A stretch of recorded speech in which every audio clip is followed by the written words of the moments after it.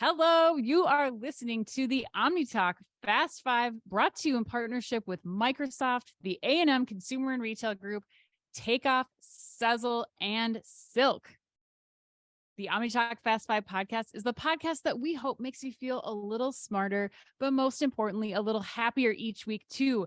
Today is November 10th, 2022. I'm your host, Ann Mazinga. And I'm Chris Walton. And we are coming to you live today from the Lululemon store at the Mall of America. And yes, the experiential store at the Lululemon Mall of America. We are so excited to be here. Lululemon is hosting us live. We are like decked out. I got a new Lululemon hoodie just for the occasion. I know. I'm Chris. Yes, a girl could get used to this. For this. Yeah, I know a girl could. I know. Could too.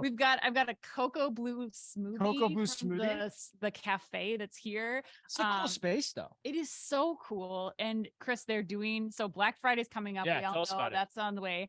But what I think is really cool about Lululemon, they are doing an anti-Black Friday in here. They are anti-Black. They are going to create an oasis. An oasis in the same space that we are in right now. Like Noel Gallagher oasis, or like? Oh, I wish. Right, that'd be awesome, right? That would be amazing. Yeah, Liam too. All of them. Yeah. All of the oases. The oases. The oases.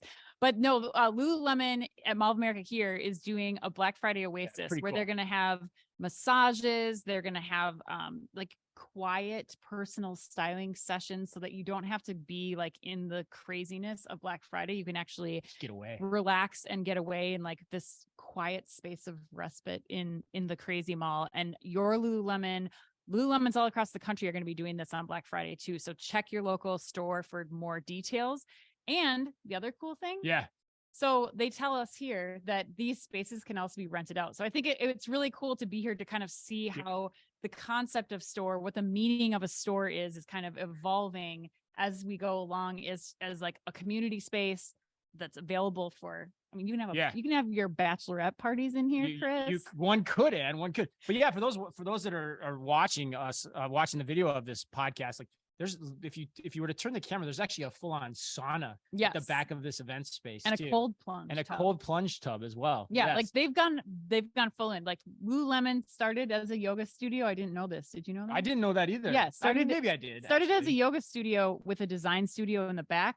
And so it's kind of coming full circle into like, what else can that store space be? So we are very thankful to Lululemon for outfitting us today and for giving us the space to record the OmniTalk Fast Five, Chris. So yeah, it's pretty cool how they let local entrepreneurs in here, local businesses, local people in general into this space and make themselves a part of the community. And this is again at the Mall of America too. Yeah. So this is like a happening, big, busy store. It's already jamming here at noon on Thursday. All right, Ann, should we get to the Fast Five? Let's do it. All right. Well, Ann, you know that today's Fast Five headlines are brought to you with the help and support of Manifest. Oh, yeah. And I'm getting so excited for Manifest. This week, I talked to this company called Phononic. Okay. Which I got to tell you a little bit about it. It's this company that uses semiconductors for heating and refrigeration as opposed to like the traditional like fans and cooling systems that you find in most places. Okay. But anyway, they're like getting big in the whole like refrigerated tote space, and they work with all the micro fulfillment providers. And this place is going to blow up, I think, but I can't wait to meet them at the conference. It's going to be from January 31st to February 2nd, as we talked about on the show. And OmniTalk fans can still save $200 on their registration by heading to manifest/OmniTalk. That's MANIFE.ST/OmniTalk.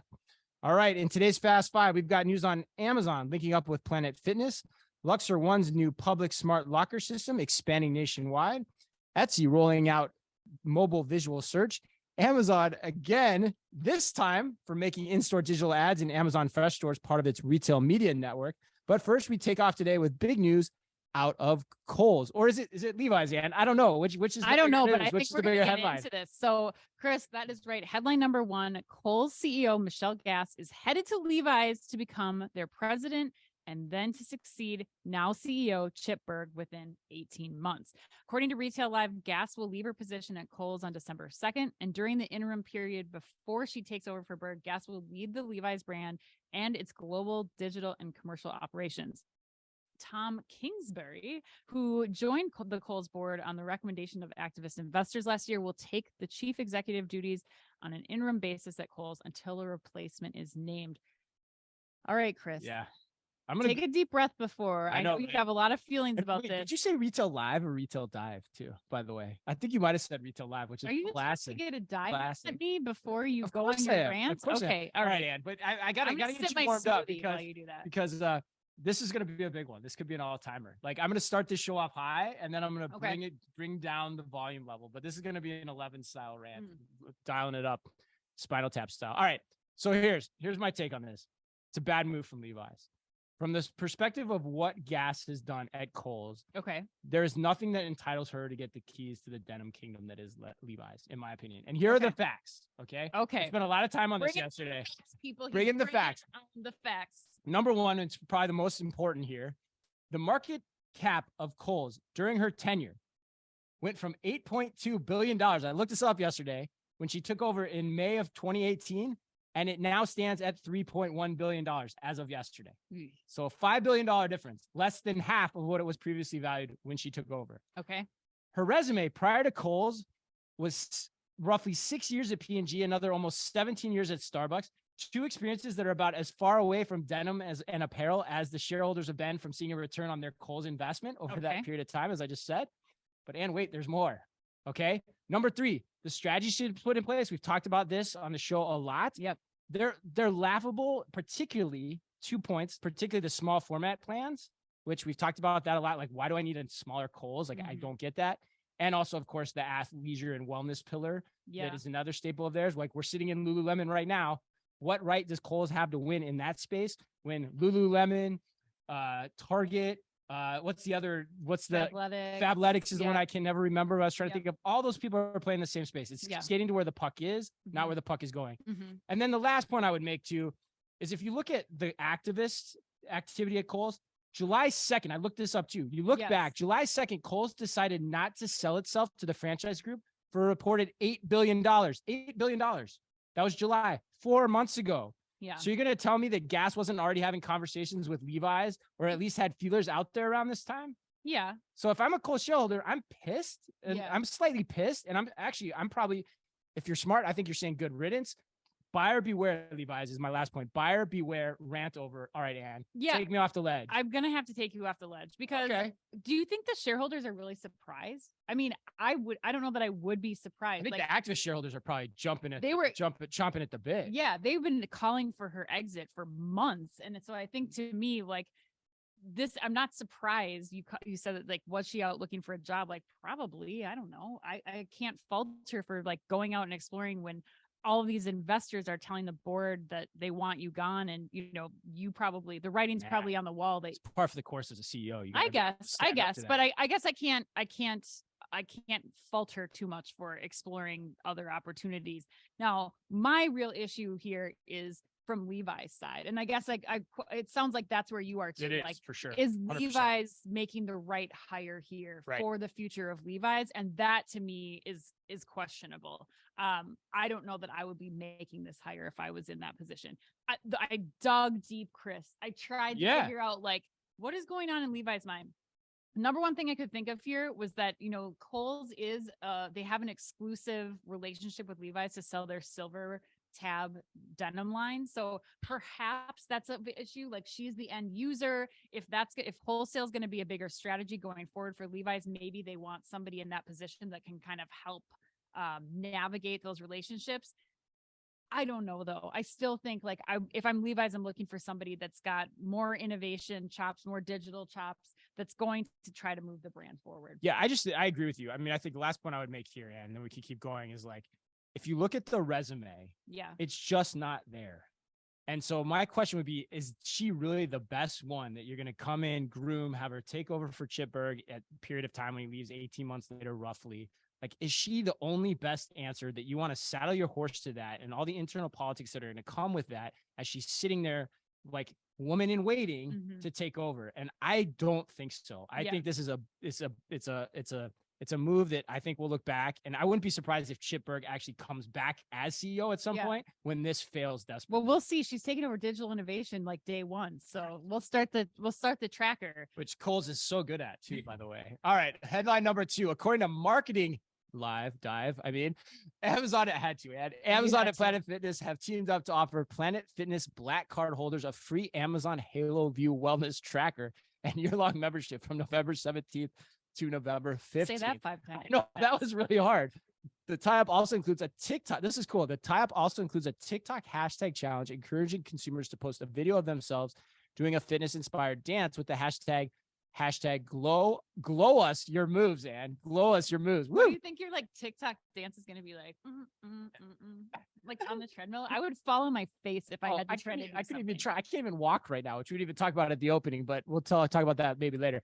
And of course, you also get the opportunity to win one of 10 $500 Amazon gift cards. The partnership comes on the heels of Amazon's decision to shut down its Amazon Care business in favor of its One Medical acquisition later this year.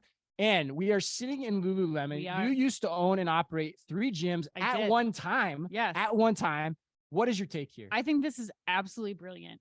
One, it incentivizes memberships for Planet Fitness, which you always want.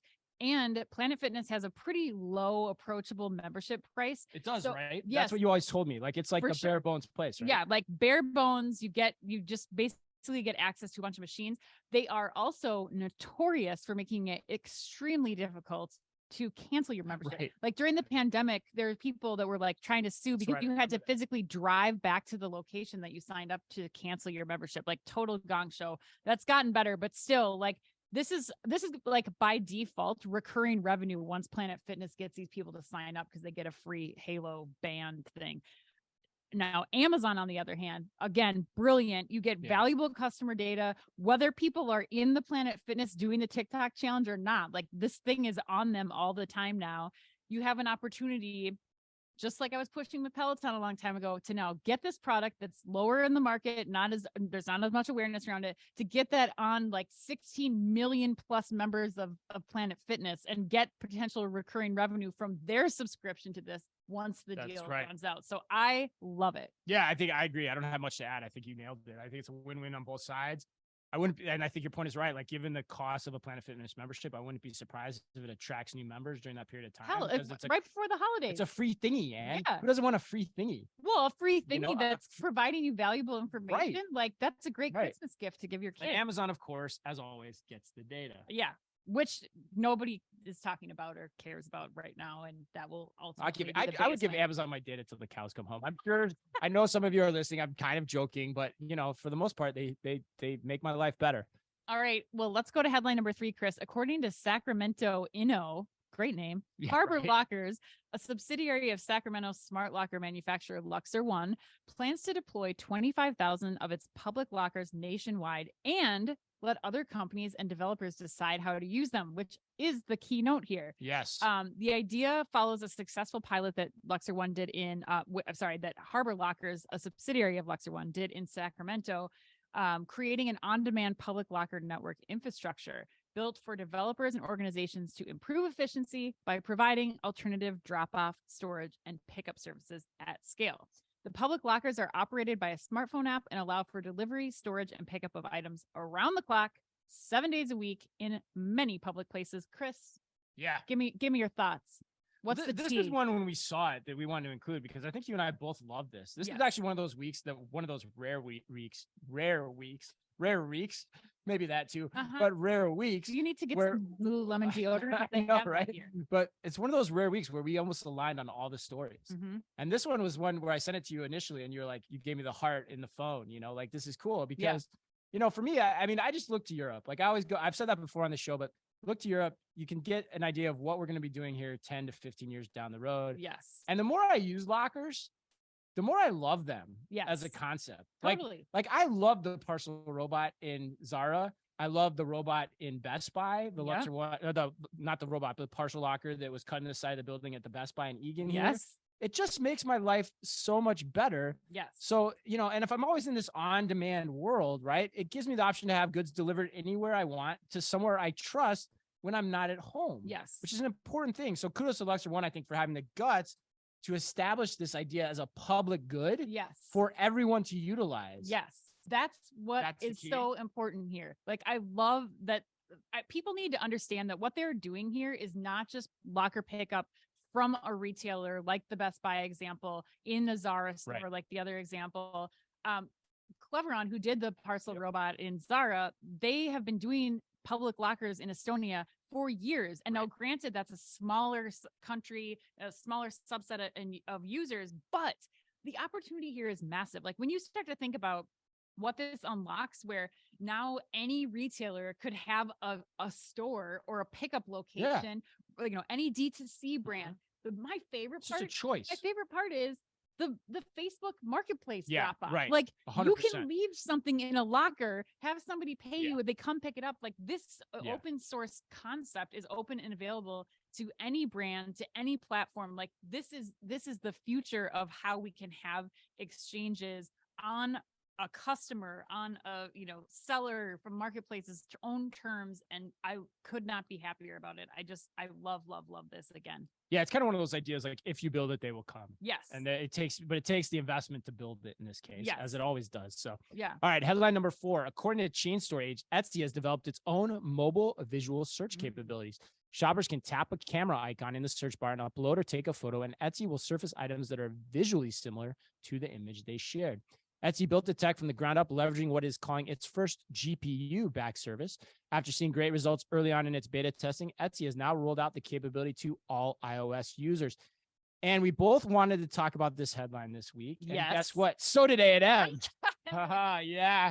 So here is their question and their statement. First, they think it's a great move by Etsy, and it has them reminiscing about their first time walking through a Best Buy, searching a TV model number, and buying it for cheaper on Amazon. Sure. How big is the disruption power of Etsy doing image search when consumers can walk a brick and mortar retailer, snap a picture on shelf, and find a wider and more unique array of similar items at their fingertips on mobile? Oh, I love that question. I can't wait to take a chomp at that one too. I know. I wasn't even going there right away with this. Like, to me, visual search, like, I love it so much. I've started talking about this in a presentation I gave at Shop Talk earlier this year, but it certainly is a benefit to the customer in more ways than one. Being able to see close comparisons, like a dupe of a luxury product, but truly opening up an endless aisle of product that's available to them. But I think that there's so much more to this tech for the consumer and the retailer than just being able to have that quick cost comparison. I don't know if that's showroom price compare. Yeah. Yeah. And that was, believe it or not, remember, that was the very first video we ever shot at Omni right. Talk. I was sitting in a Starbucks and I showed how you use the Starbucks app to do visual search on a bag of coffee, and I could buy it. Right. And then we did it. Remember, we did that story at Macy's. Yep. And everything at Story was like way more expensive than you could buy it on Amazon. That's right. I forgot about that. So I think that's a part of this. Yeah. But I think you're right. I mean, there's so many more angles to this. I'll get back to the point too. I want to hear what you have to say first, but I want to get back to the point about, what A&M's asking in terms of what does it mean in terms of, for the furnishing space, particularly in terms of being able to find those items other places. Cause I think there's some nuance there that's important. Yeah. Well, the first thing I want to talk about is just visual search in general. I gave this example of ASOS in this presentation that I gave at Shop Talk, where, if you are searching for this sweater, if I'm searching for this sweater, if our cousin or the person down the street is searching for this sweater, Chris, you're all going to have different search terms. Yeah. And the return. That was funny watching you do that live too with the audience. That people return, the best case scenario, I got 200 search results with the most descriptive thing, and the dress that I wanted still wasn't among those search results. So I think this is great, especially for, use cases around the holidays now, where, if you thought about the opportunity to give visual search over to your new associates that you're hiring, to your new customers, where they can be like, I see this thing. There's visual search that you've got for all of your products online, and you can go right away and know exactly what, it's this hoodie. This is the style name. This is the price. Like, I will get you to this. I can get this to you, order it for you. It just allows so much more functionality and usability for both the consumer and the retailer here. And I cannot express enough the value that there is in in-store experiences, offline experiences, recommending new products. Like it's so valuable. And I'm surprised we haven't seen more retailers adopt this more quickly. Yeah, right. And that, I think, and that's a key point, because I think there's still not enough people that are taking advantage of it. Yeah. And there's so many value offshoots from it, like you just talked about. But to me, the consumer experience side, for sure, particularly in home furnishings, is really interesting. Yeah, explain what you're talking about. Well, because I mean, we've all been there, right? We've seen a piece of furniture when you're out in the world, and you're like, oh, how do I find that? And to your point, there's a limitation in words to describe that. You're going to get back a ton of stuff. You're going to go on Wayfair, you're going to go on Amazon, you're going to find it. But so the point that A&M is making in their question is really good. It's good to extrapolate on, because in home furnishings actually, and on Etsy in particular, because it's more like one of a kind maker type items. Yep. That enables you to find things that you wouldn't just be able to go find in the world. So the idea that those items are just widely available is not always true. Yeah. And you have a very particular style that you want to hit. And so this type of technology allows you to do that. And we've been a big proponent of this for a long time. We've had Vicens on the show, we've had Sight on the show, but it's just going to take time, you know? And the big thing for me, Ann, is like, when you search this, and I asked this to the audience too, when you search on Amazon, are you still typing, or are you using the visual search capability? I'm still typing. You're still typing. See, I'm not. When I ordered my deodorant, it's really quick. It's super fast. I just take a picture of it. So I encourage you. Sometimes, I encourage you, if you haven't tried it yet, go home today, try it, and you'll get an exact sense of what this is and why it's so important. And how retailers investing in this will be prepared for more of these opportunities as you go down the road, for like the wearables, all the things that are coming out, like having visual search already part of your company's experience or vernacular is going to help prepare you for the Google lenses, the contact lenses that you're able to have a shopping list on that we saw. Well, we didn't even talk about all the operational benefits you get from being a retailer that's using it too, in terms of your item data quality. But all right, let's finish up the show here. All right. Headline number 5, Amazon launched digital signage ads, a new product that allows brands to run digital advertisements within Amazon's physical store environments, specifically in its Amazon Fresh and Amazon Go stores.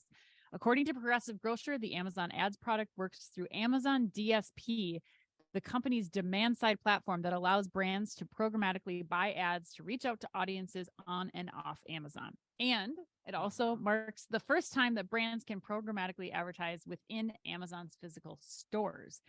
All brand campaigns also come with their very own impression reports and sales lift analysis. Chris, I mean, what's not to love? Absolutely nothing. Absolutely nothing. I love this. I mean, Amazon continues to play the masterclass long game. I mean, this is the perfect example of it.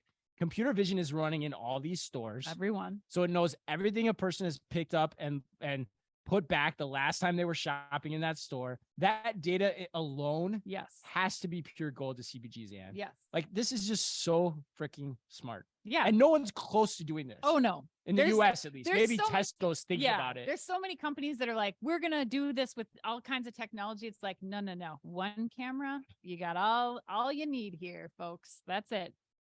You're right. The data they're going to collect is next level, like combining the behavior that they'll see from people in store and then being able to like put that on top of behavior that they're seeing online in that same zip code.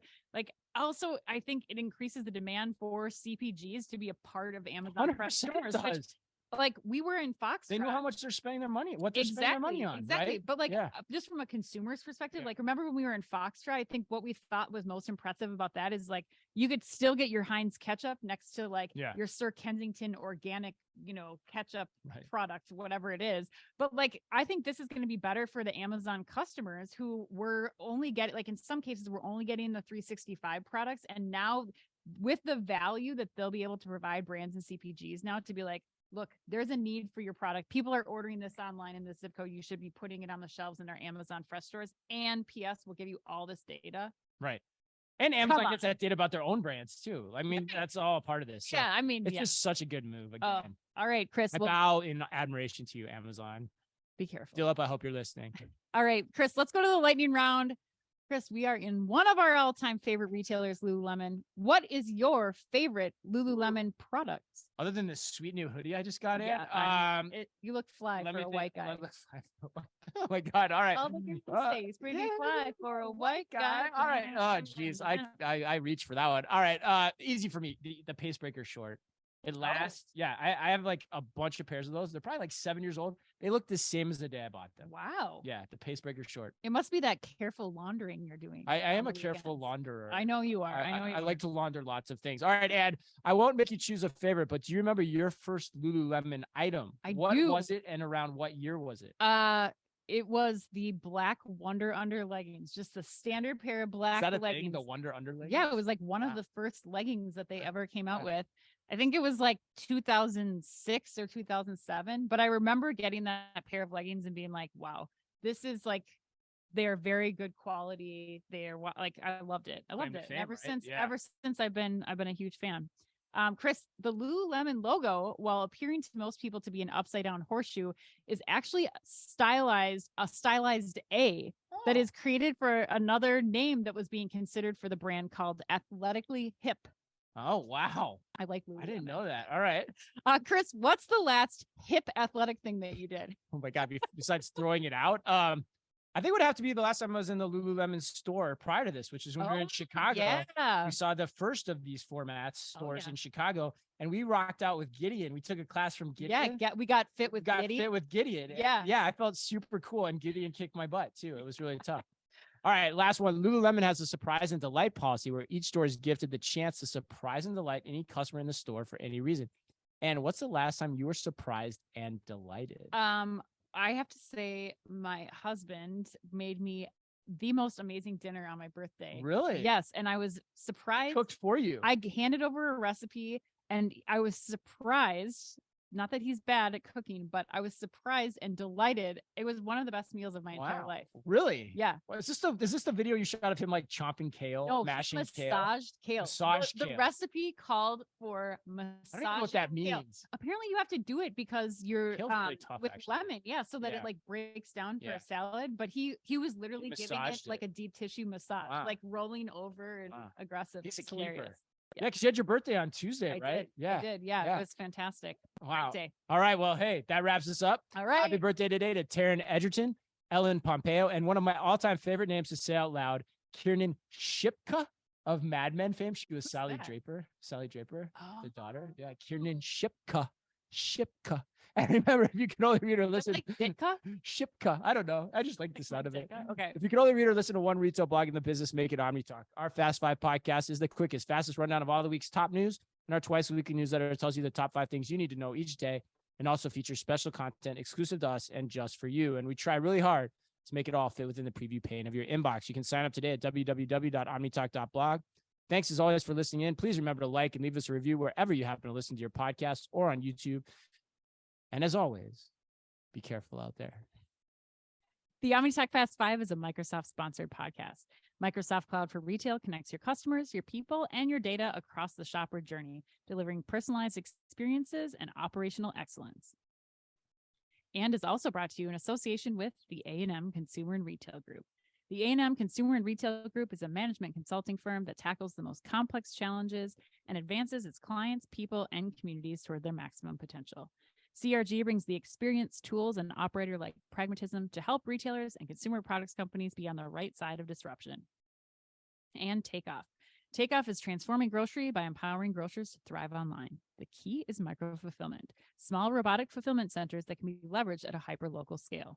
Takeoff also offers a robust software suite so grocers can seamlessly integrate their robotic solution into their existing businesses. To learn more, visit takeoff.com. Sezzle. Sezzle is an innovative buy now, pay later solution that allows shoppers to split purchases into 4 interest-free payments over 6 weeks. To learn more, visit Sezzle.com. And Silk. The Silk Cloud DB virtualization platform is a virtualization layer between your workloads and the cloud. It helps you scale your cloud without scaling your cost. Visit silk.us to learn more.